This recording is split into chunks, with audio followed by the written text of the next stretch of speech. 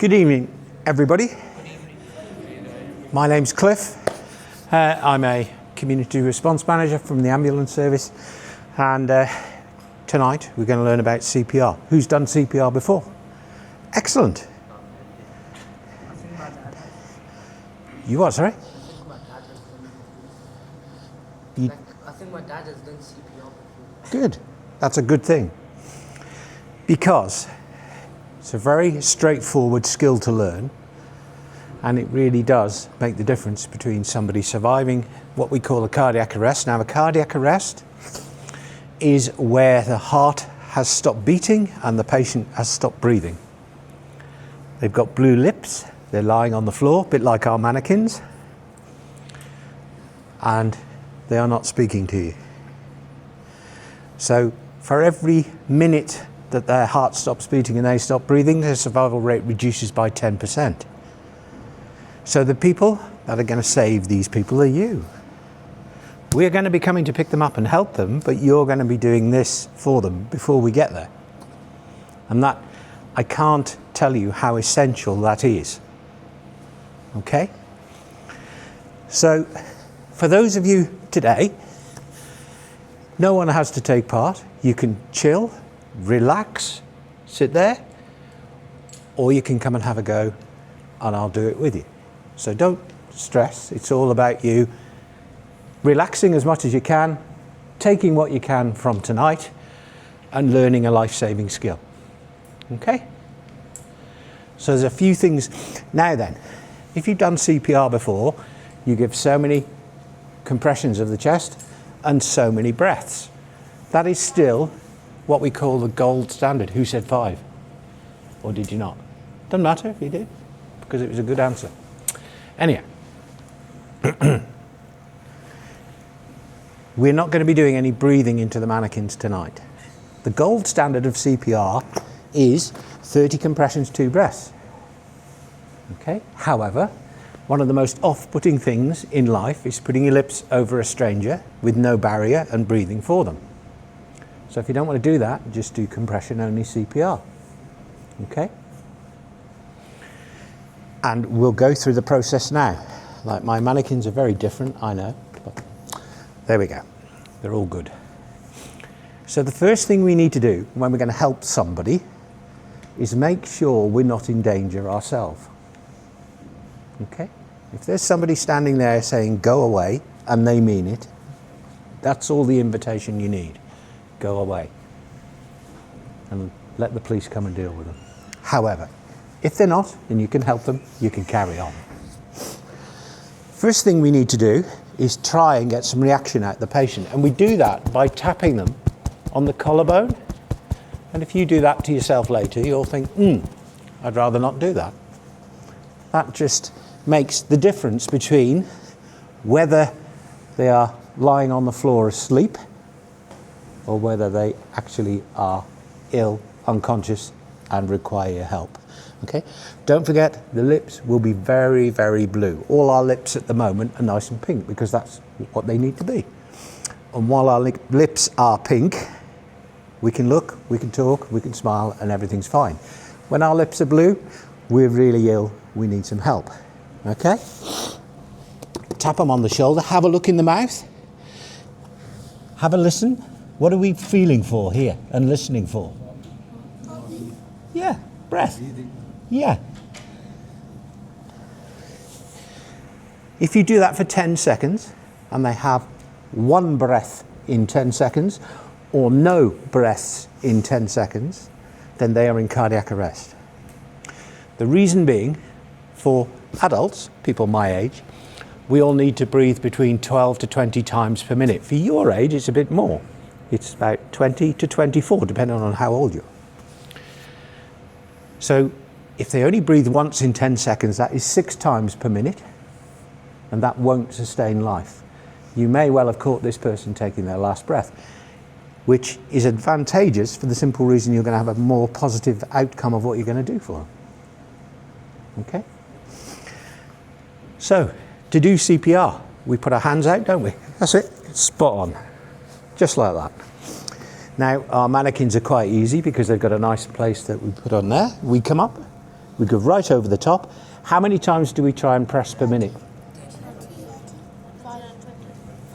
120. Who said that? Spot on. 120. So if I did like this, is that fast enough? No. No. Needs to be about this, really.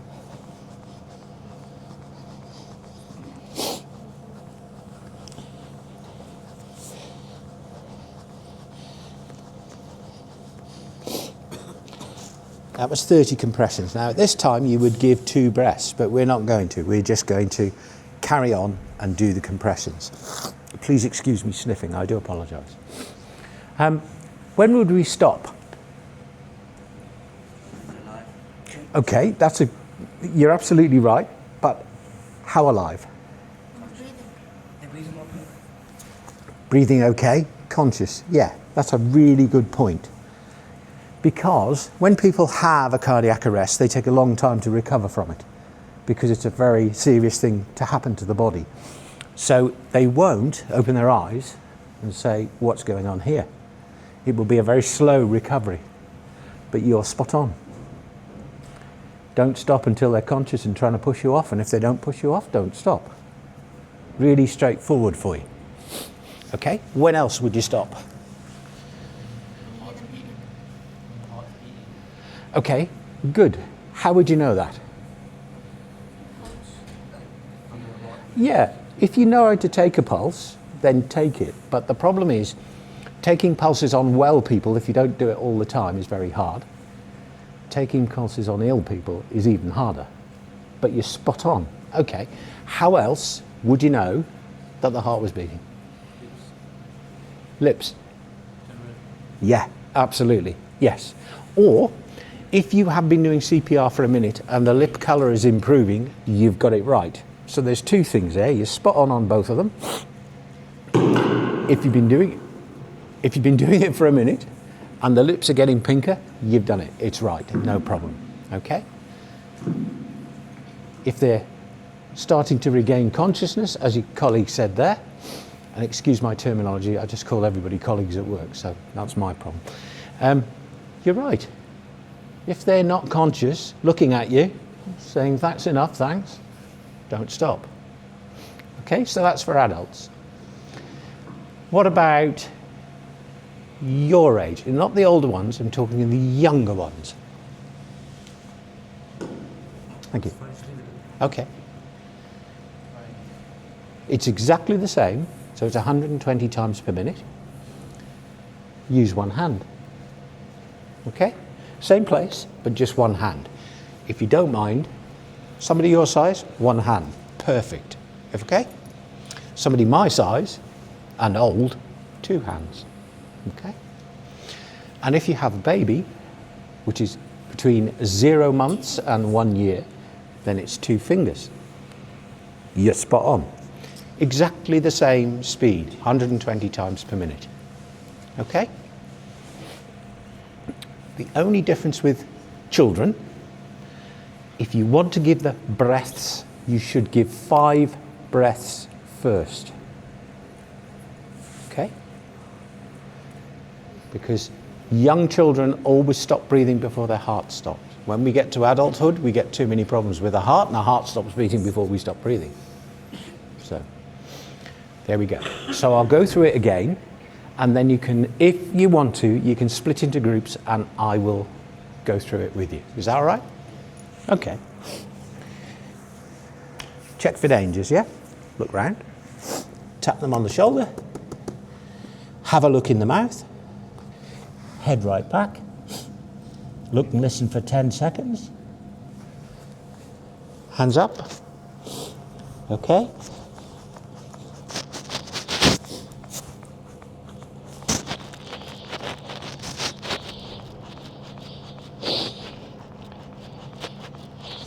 That would be 30, but we would carry on, yeah?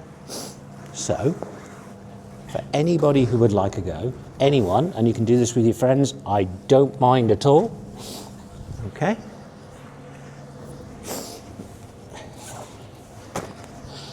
I'll use this one because it's a bit worn out. Anybody like to join me? Come on, grab a mannequin. That's it. Okay. Have one each, as many as you want. That's it. So if you all make sure you can see me, because what we will do is we will practice and then I will say change and everybody can change on the mannequins. Is that all right? Okay. So you've got great mannequins, I've got one that's a bit tired, to say the least. Okay. Come in. Check for danger. Yeah. So we're just looking round. Spot on. Tap them on the shoulder. Well done. Have a look in the mouth. Head back like this. Look down your patient. Okay, make sure you're looking at the patient's chest because then you can see it going up and down when they're breathing. Okay, so we'll get our hands ready. One hand out, other hand out, on top of there. Ready? Okay, away we go. Go on, you're all right. You're going to kill his, you're going to break his Well, okay, but you're going to break his ribs, did you say? When we all stop, tell me that again, because I want to tell you something about breaking people's ribs. All right? Okay? Until you hear the crack. Spot on. Absolutely spot on. Have a change if you like. Okay? That's it. Well done. Have a look that way instead of that way. Look down that way. Okay? That's it. Well done. Brilliant. Yeah, he's definitely breathing. He's dead. Okay? Hands up. Come right over the top like this. Who said he's dead? You're supposed to be saving him. Can't have that. Go on, you're fine. He's never coming back alive.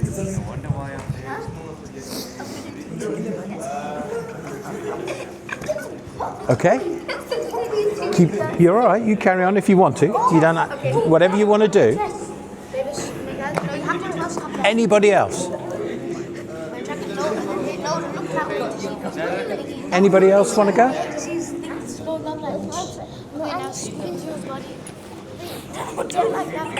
Right.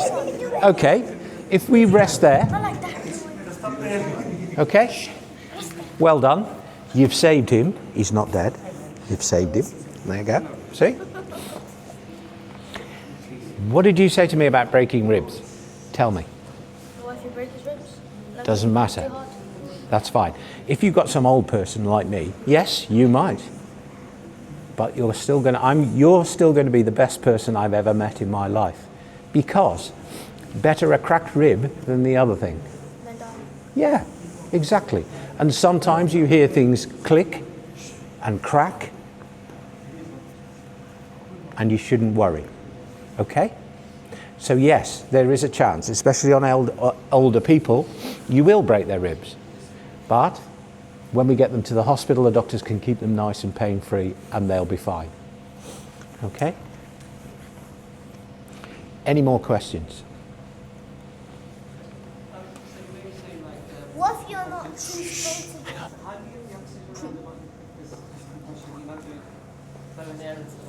Sorry? How do you get the air around the body just by doing compressions? If you think about physics, you're pushing up and down on the chest. So then it's in your lungs, up to your throat, really, and out through your nose and mouth. Because of physics, you're pushing up and down on the chest. That will create a certain amount of air movement. The UK Resus Council used to say, you must give the breaths. And then they were saying that not many people would do CPR. So they did a survey. And people, because a lot of cardiac arrest victims vomit, people don't want to put their mouth over somebody who's vomited. Gratefully, the Resus Council said, well, that's okay, just do compression only CPR.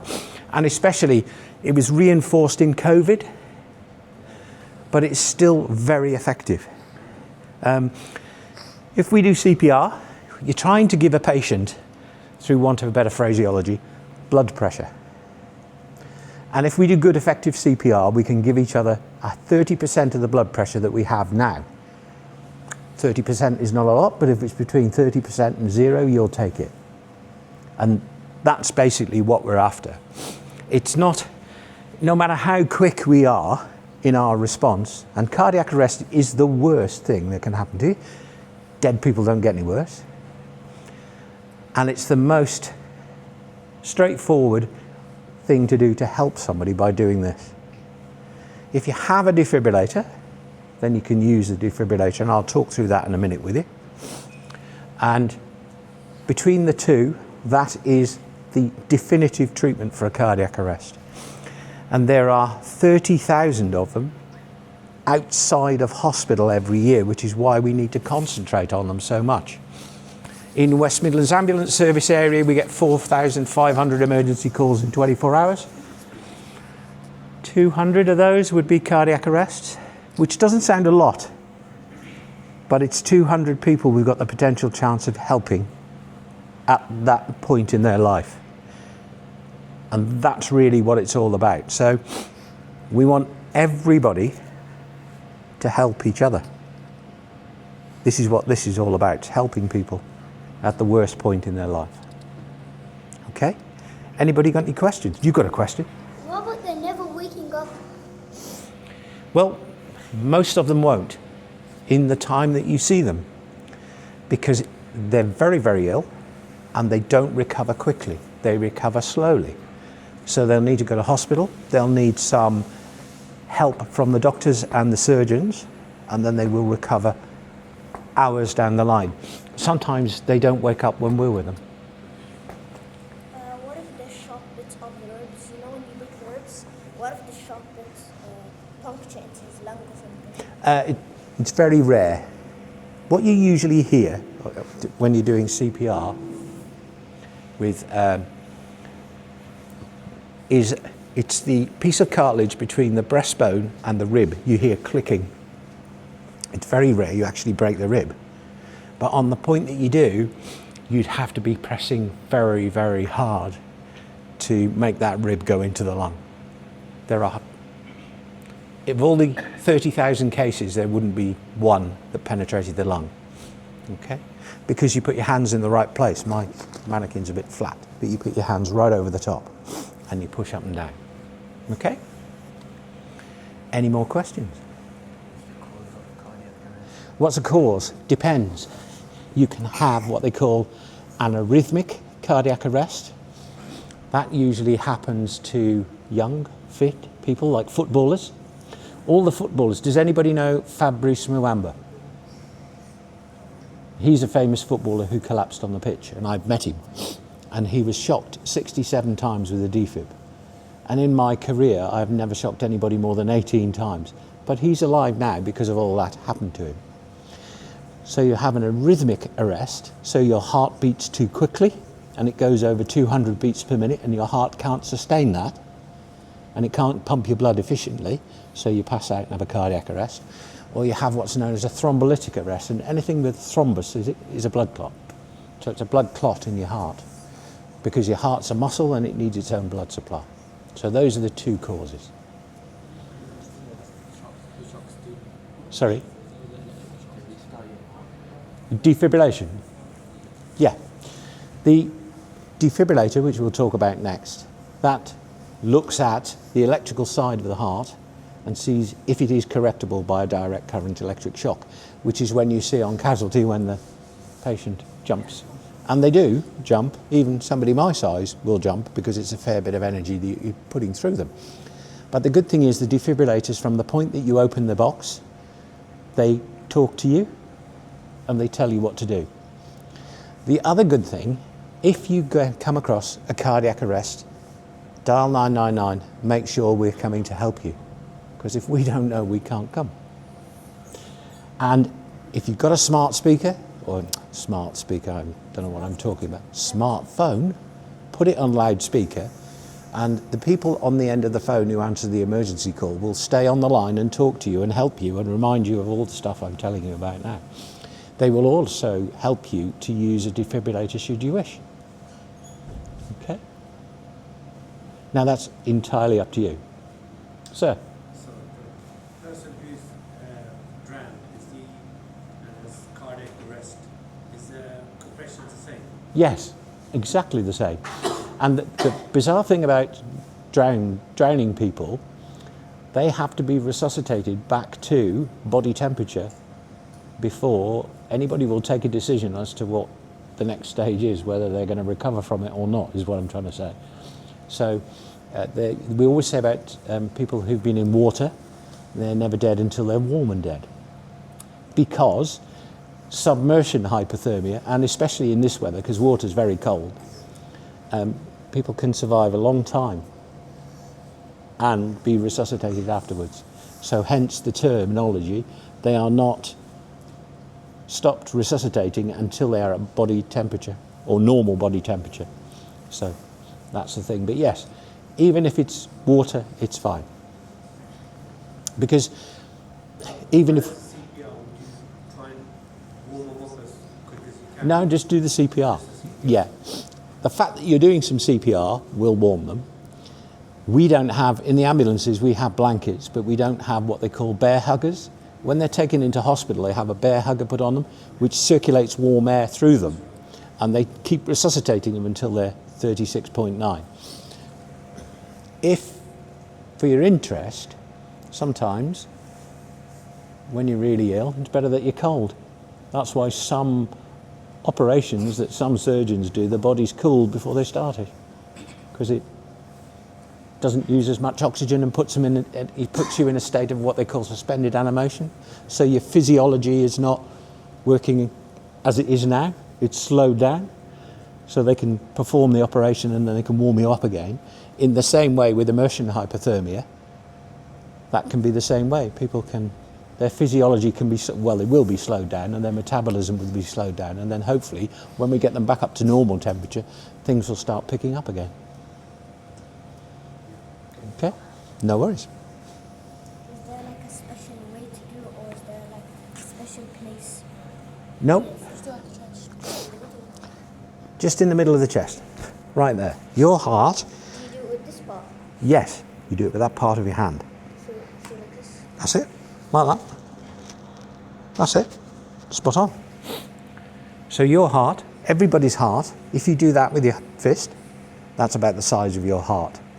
And it sits right in the centre of the chest, slightly to the left, like that. So here, we're putting our hands right on the top of the chest, so we're squeezing the heart and mimicking the heart's action. So what are we trying to do? What is the target organ of CPR? Get the pump. Sorry? Get the pump. To get the heart pumping. Yes, but what are we trying to save most of all? Brain. Absolutely, spot on. You see, yes, we're trying to start the heart again, but it's brain tissue, a nervous tissue. If that's starved of oxygen for more than 4 to 5 minutes, it will start dying. And as good as we are in the medical profession, we haven't found out how to regenerate nervous tissue yet. So that's what we're aiming for. So you're sending the blood right up to the brain, because the brain needs the most oxygen, which is why when you're really ill, you can be unconscious for the simple reason your brain says, no, you're not going to be awake, you're going to be asleep, I need what I need. And that's how that works, so yeah. Is it true if your body overheats, you can go into Cardiac arrest? yeah. Yeah, if you get too hot, yeah. Yeah, and there's no real way of cooling you down apart from putting you in a normal environment. That's one thing I've never seen in this country. We've got plenty of ways of warming people up, but no way of cooling anybody down. Because, as a rule, heat stroke and heat exhaustion are rare. In this, only because it's so cold, no other reason. Whereas, you know, we don't, so I've not seen much of that. My silly question was like, you know the cartoons when the character drowns, they put him on the front, they call it that, the water spurts out. Yeah. I'm guessing it's not like that, but how do you remove water? No, just let it seep out. If it does, even if we take a gulp of water, it'll only be about 300 mils. We breathe, you and I breathe, children are lower. You and I exchange, in one breath, 500 mils of air. 150 mil of that will be in our air passages all the time, so from our nose down into our lungs. So it's about 350 mils. So it's not a vast amount. But yes, and that's quite good that the cartoons show the water spurting out, because it will happen, and really and truthfully, that's what you wanted to do. As soon as the patient wakes up, they'll cough. But yes, so our cartoons are a bit more educational than, you know. Oh yeah, me too, yeah. But they were still there for that reason, to show that yes, when you're pumping up and down on the chest, it does come out. So that's a good thing. Okay? Any more questions? What if he falls in solid acid? Well, if he fell in acid, and the first thing is, what I said to you, make sure you're safe, would you go in and get him? No. And if that happens, you don't become a patient yourself, because it will burn, won't it? We heard a story of one person. He was trying to take a selfie and a photo, and then I think it was like a pond or like somewhere where there was water, and it had like acid in it, like strong acid, and he fell in it, and then how do you say it? Did he survive? No, No. it's like how do you say it? Like he dissolved or something. Oh yeah. Yeah. And then all his bones were left. That's not a pretty sight, I can guarantee it. I have seen it. But that's quite extreme. Lots more people have cardiac arrest in the home, yeah, or out in the street, which is where we need to help them. So yes, there's lots of different extremes. Some of them have them up mountains, you know, tall mountains, in which case, what can you do? But what we're trying to aim for is the norm of what we're doing. Okay? So, we'll have a look at it. Should we have a look at a defib?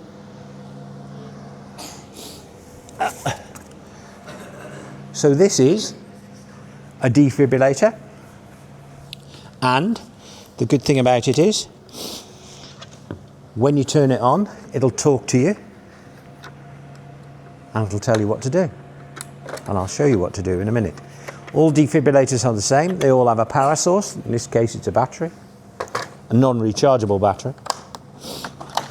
They all have a delivery system, which is inside, and they all have a means of getting the shock to the patient, which is a set of sticky pads, not the old style defibrillators where we used to hold them on the patient's chest. We now use sticky pads for the simple reason that we get good quality adhesion to the patient. Okay? And so I said, your heart sits there. Yeah? Okay. So you want one pad there and one pad there. Spot on.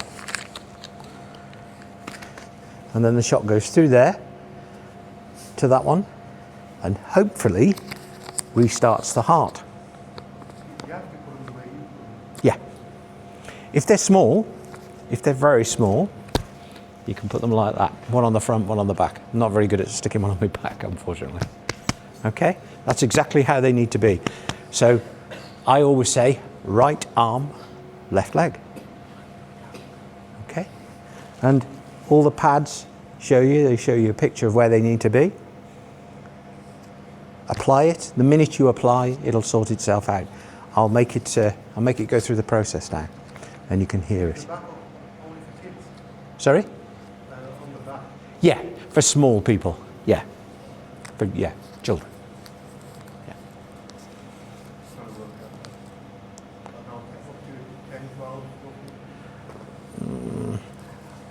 This young man, I don't want to point at him because it's not right, but somebody that size, or a small baby, okay? But it doesn't matter, as long, if you can get the pads on the patient, like that, yeah? Doesn't matter how small they are, as long as they're not touching, they'll be fine.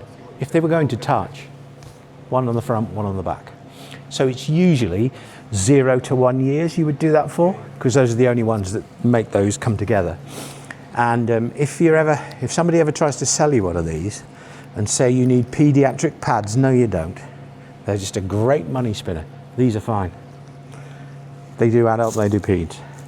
And they'll say, oh yes, we can do a set of pediatric pads, £200. No. Give me those. And these are about 60 quid a set. If you don't have a defibrillator for this establishment because you've got martial arts centre as well as your activity centre here, I do have a charity that you can apply to if you'd like to have the address for it, and it'll be free of charge. They will not charge you anything. We'd like to sign for that. Yeah, and when you get it, if you'd like another session for training, I'll come back and do it for you. For anybody, I don't mind. There's no age limit at all. So, right, I tell you what, we'll have a game. Who's the boss? Who's the boss here tonight? Oh, thank you. That's really kind, but I'm not. So who's next, boss? Cameraman there. Not him, the one on the right. Yeah? Would you mind? Are we all right to form a semicircle? You can all stand up, form a semicircle. I'm going to tell you how a defibrillator works. Anybody? So we need to go all round like that. Okay. Now then. Right, now we're going to have a bit of fun. So, okay. You wouldn't mind standing there for me, would you? No. Now, does anybody object to holding hands?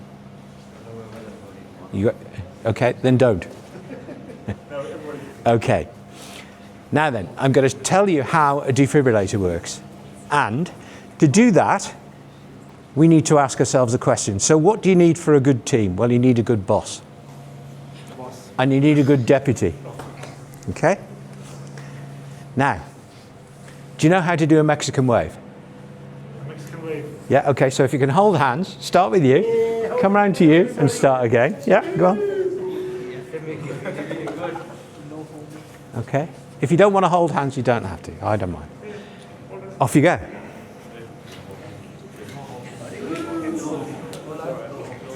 Why are you doing this?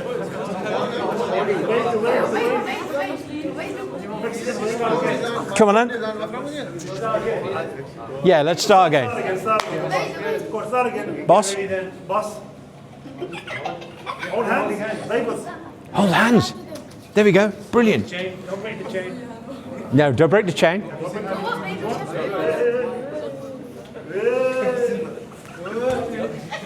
That's it. Do it again. Do it again. We're getting good here.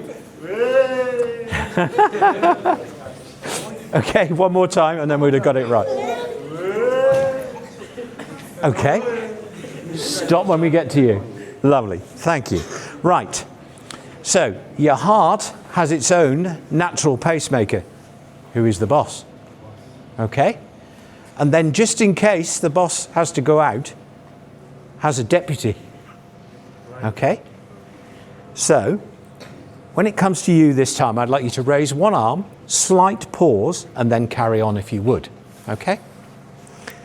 Off we go.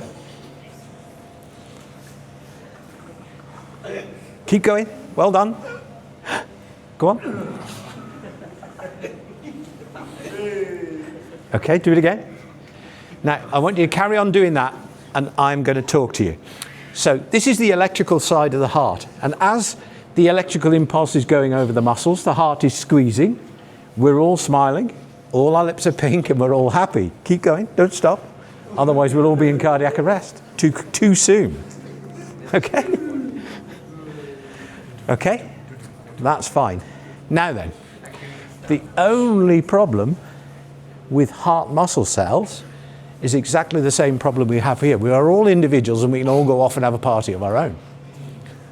So, what I want you to do now is hold hands again. And you must raise your arms, but you can raise them in any order you wish. Off you go. Now then, what have we got here? We've got too much activity over there, no activity here. There's no problem, it's fine. That's exactly what I want. Okay? So at the moment, the patient is on the floor with blue lips and their heart has stopped.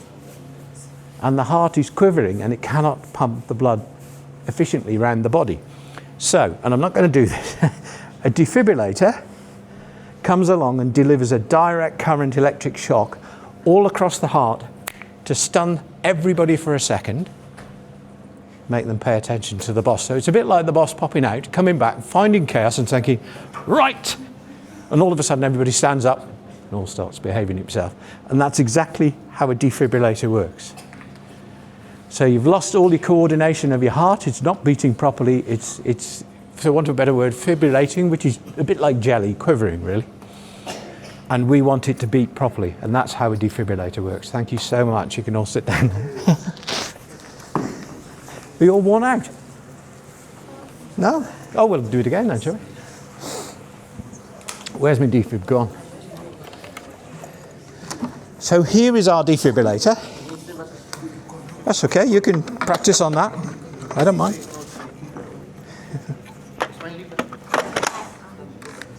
Okay?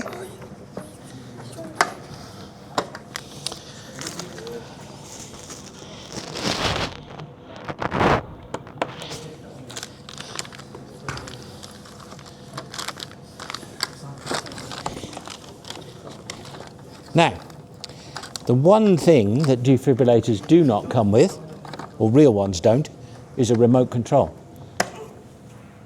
And this one does, because it's a training unit and not a real one. So we've done our checks, we've come in, we've checked for danger, yeah? Tap them on the shoulder. That's it, well done. Yeah. Yes, you can, yeah. Can you hear me? Can you hear me? Okay, so our patient's in cardiac arrest. So what we do is, because our defibrillator is here, we open it and we wait for a second or two until it starts talking to us. And this will start talking to us. Can I borrow your mannequin, please? Tear open package and remove pad. So there's the pads. Tear it open. Tear open Yeah. package and remove pad. Here we go. Tear open package, peel one pad from plastic liner. Peel the pad. Peel one pad from plastic liner. Place one pad on bare upper chest. You see Place my, one pad on bare upper chest. see my pads have been used a long time. Peel second pad and place on bare lower chest as shown. Peel second pad and place on bare lower chest as shown. Do not touch patient. Analyzing rhythm. Do not touch patient. Analyzing rhythm. Okay. Shock advised. So put our hands up. Charging. Stand back. Stand clear. Push flashing button. You can press to a deliver button. shock. Shock delivered. There you go. It is now safe to touch the patient. Start CPR. Give 30 compressions. Then give Absolutely breath. what you're doing now. Spot on. That's what you do. In 2 minutes, this will say stop. And put that down because it will just make a noise for the next 2 minutes. Whatever you're doing at that point, stop. Let it analyse the patient again. And then it'll either say shock advised charging or it is safe to touch the patient. Commence CPR. So the good thing is you never have to remember what I'm telling you now because this will tell you. Nowadays, they're so good, we've even got one that plays a video of it whilst it's asking you to do it. A little bit too expensive at the moment, but it just shows how technology is developing so well that we get that. You what, sorry? Yeah. That, if I got I've got a real one in my car downstairs. If I gave you the real one, you wouldn't know the difference. The only thing that says is trainer. Oh yeah. Yeah, I can absolutely guarantee you it really hurts because I've been shocked. I was doing a recess one day and my colleague didn't yet. And it doesn't matter how big or small the patient is, they will all move. They won't jump off the trolley like they do on casualty, but they will jolt. So you don't want to be in touch with them. That's why you've got your hand up saying stand clear. So yeah, and it hurts a lot. So don't definitely don't do it. So there are normally symptoms Heart attacks are very different. Heart attacks, people will sit there and they will sweat and they will look really ill and they'll say, oh gosh, this pain in my chest is really bad. Yeah, and it always goes to the left because the heart is closer to the left arm than it is anywhere else. And they may have a heart attack prior to a cardiac arrest, but it doesn't necessarily mean. If they have chest pain prior to a cardiac arrest, that's usually by a cause of that is a blood clot. However, for people who have what they call an arrhythmic arrest, when it just beats too fast, that can be through various different things. It can be just things we can't explain, or it can be some parts of recreational drugs. Yeah, extreme physical activity. Like this Iron Man thing, I really don't. People are very brave who do things that, like, wow, it's just amazing. But either of them, they need the defib and the CPR. And the CPR will regenerate the heart and start it quivering and enable the shock to be delivered to hopefully reset it. And in thrombolytic cardiac arrests, sometimes they're fibrillating straight away. Now, what I don't want you to do is if you have to use one of these, don't think it's going to tell you to shock the patient the very first one you put it on. All I wanted you to do is listen to the command. Every cardiac arrest is unique. You may never shock them. You may shock them 3 times. If you like Fabrice Muamba, you might get shocked 67 times, which is very, very rare. You might do 2 cycles and then shock, or no cycles, and don't worry. These are so good, they never, ever, ever get it wrong. So that will monitor the heart rate to see... No, it will look at the electrical activity of the heart, which will include the heart rate. I will tell you that, yes. But we're looking at the electrical. When you're going to have your ECG, that's basically what it's looking at. And when we were all waving our arms about, or not as the case may be, that is what's known as an abnormal heart rhythm. It's not right, and it needs correcting by defibrillation. So that's what it's looking for. There's a few things that you've got to think about. Don't shock your patient if they're lying in a pool of water.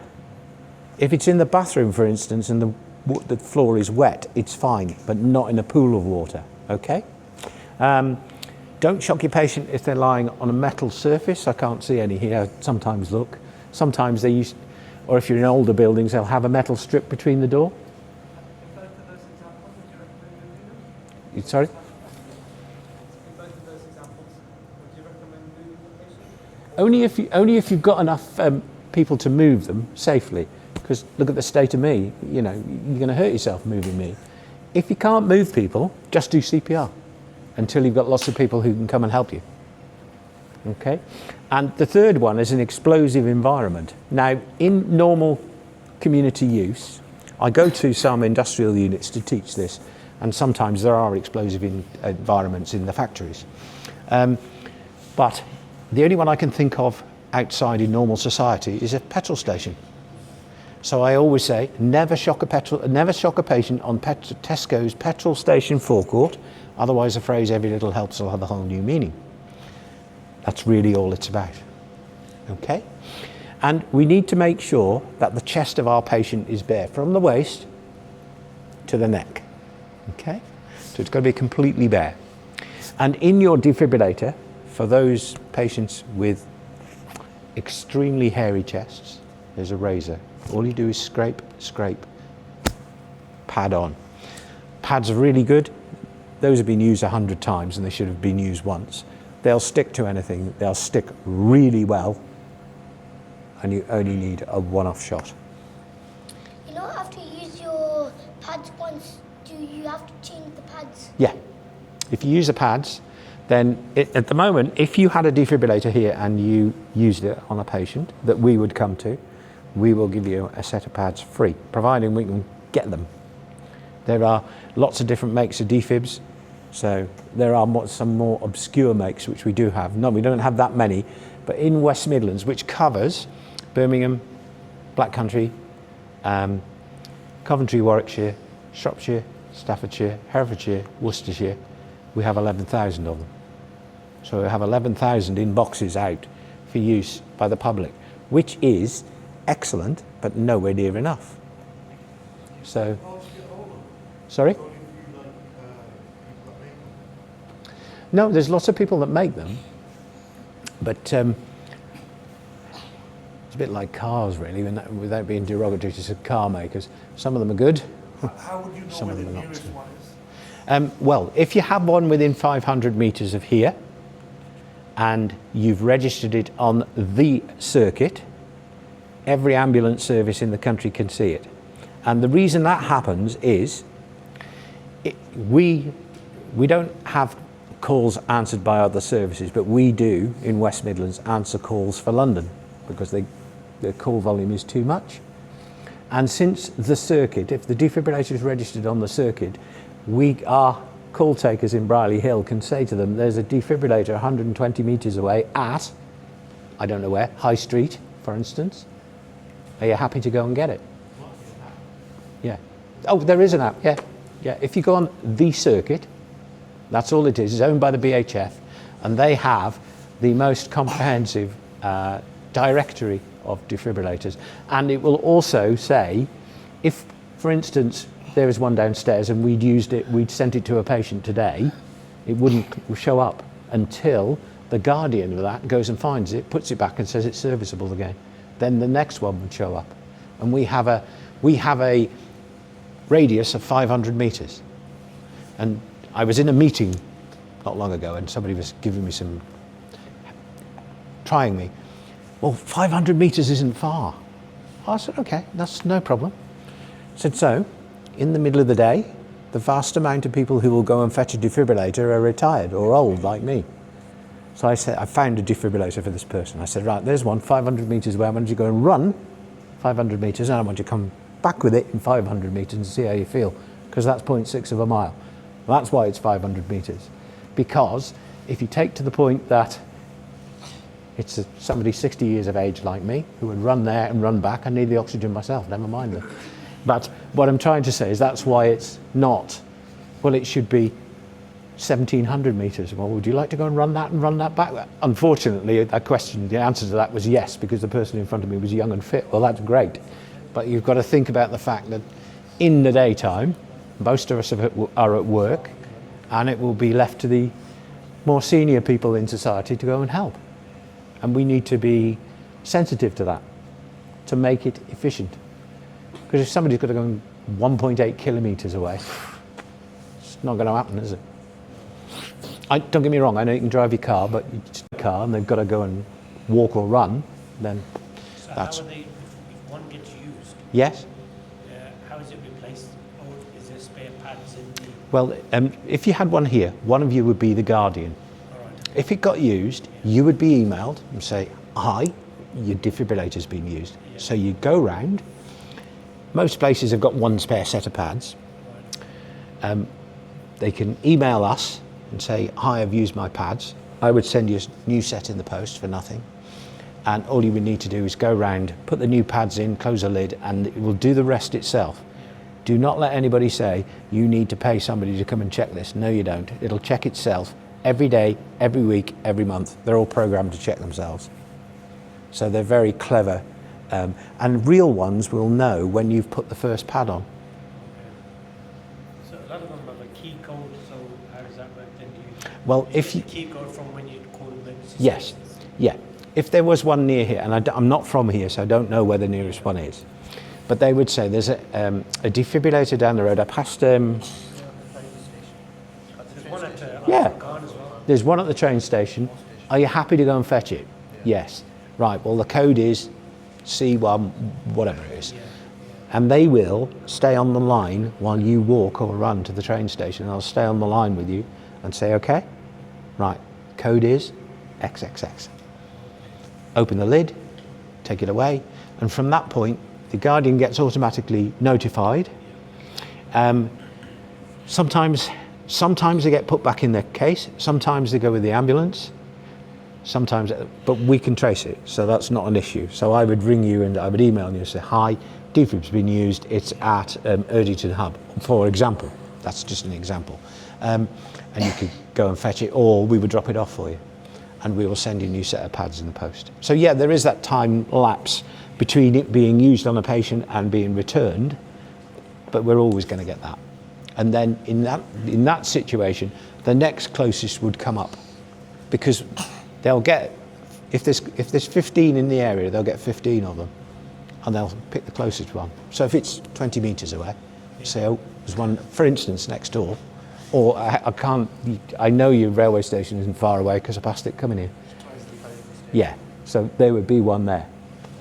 I know in villages they've turned your telephone boxes Oh yeah. into defibrillators. We've got quite a lot in.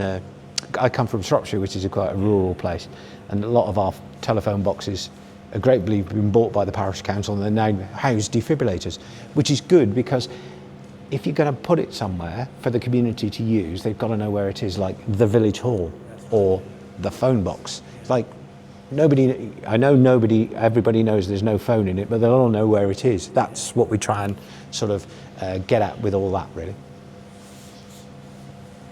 Okay, any questions?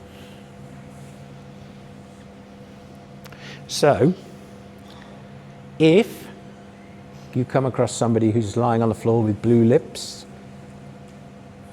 and not breathing, would you help them?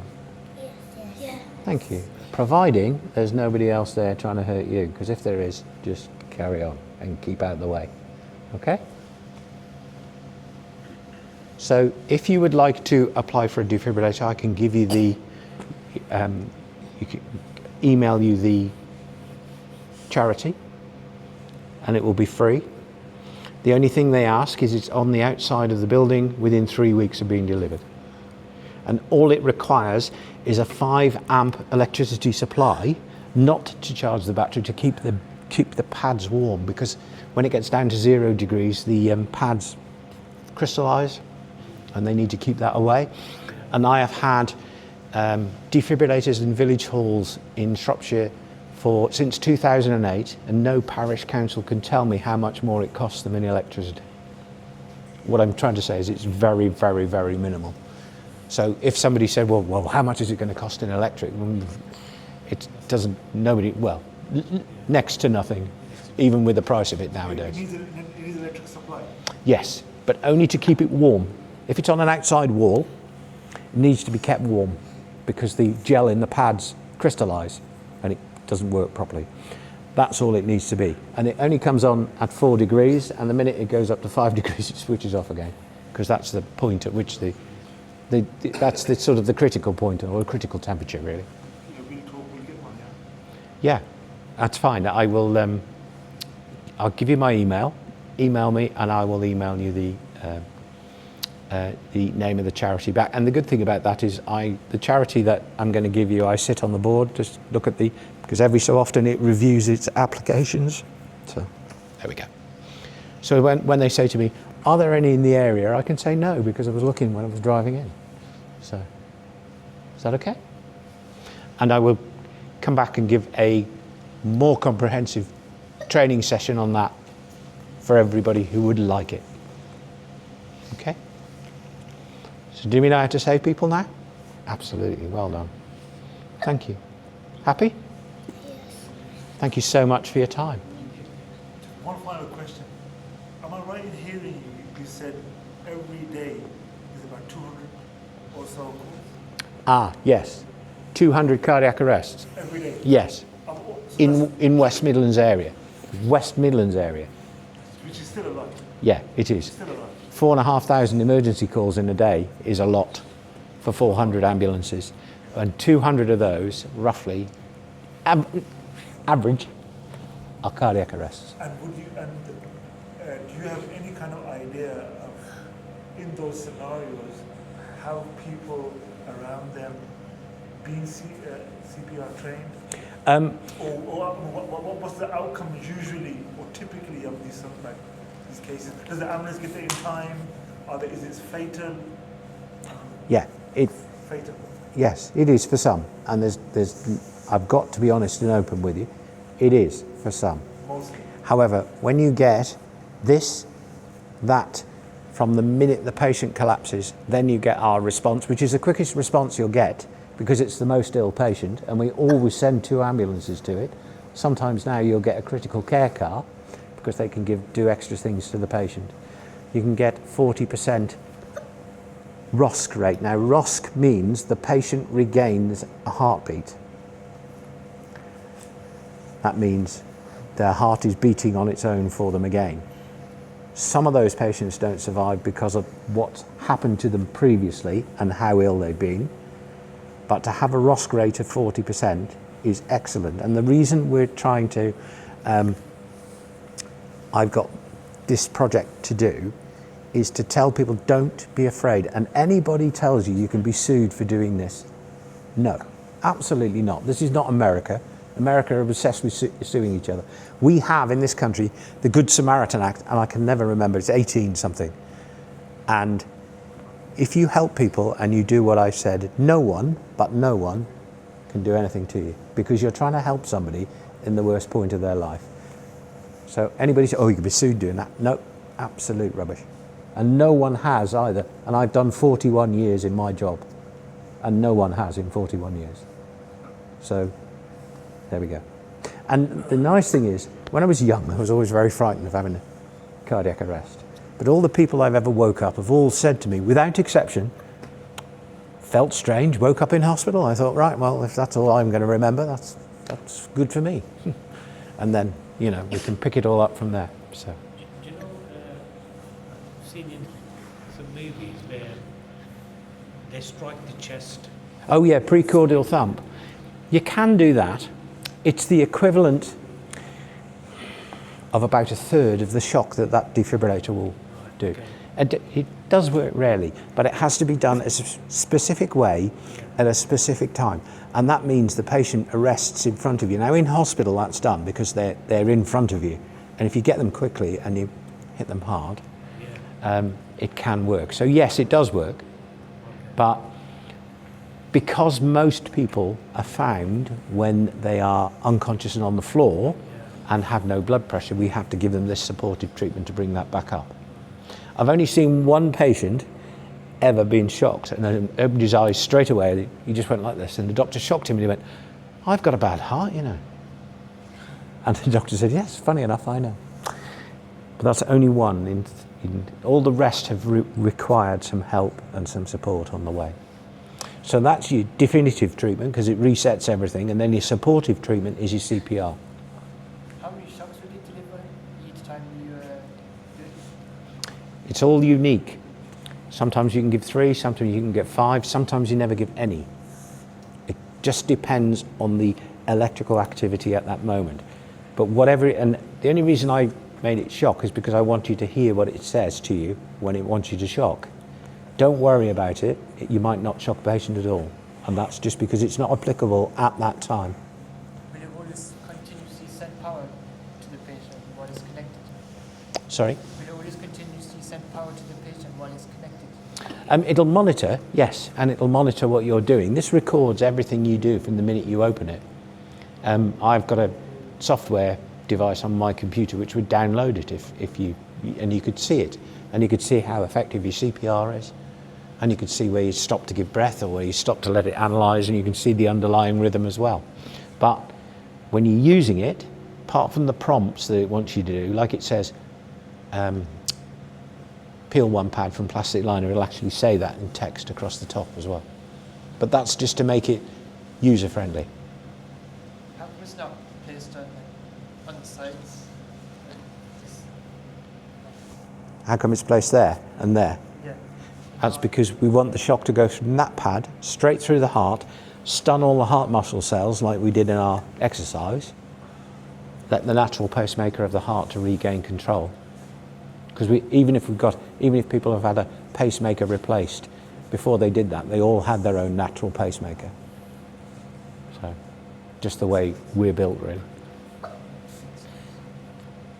if the shock doesn't work?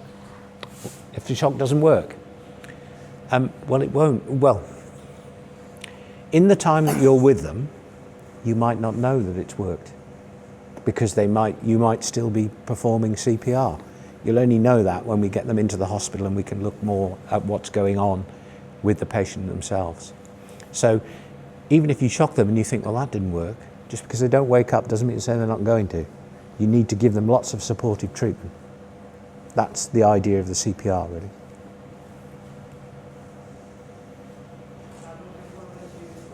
So again? How much will, no, they don't know, they're not charged. This one, 4 years. And nowadays, they'll guarantee them for 5 years. And even if this said battery low, there is still a guaranteed 20 shocks in it. And if it failed, the litigation would lie with the company. So they're well tested. These have been out since 2003. They're a brilliant machine, and they've never had any battery issues. And if it does go down, if it says battery low in less than 4 years, they'll give you another battery free of charge, which is really good.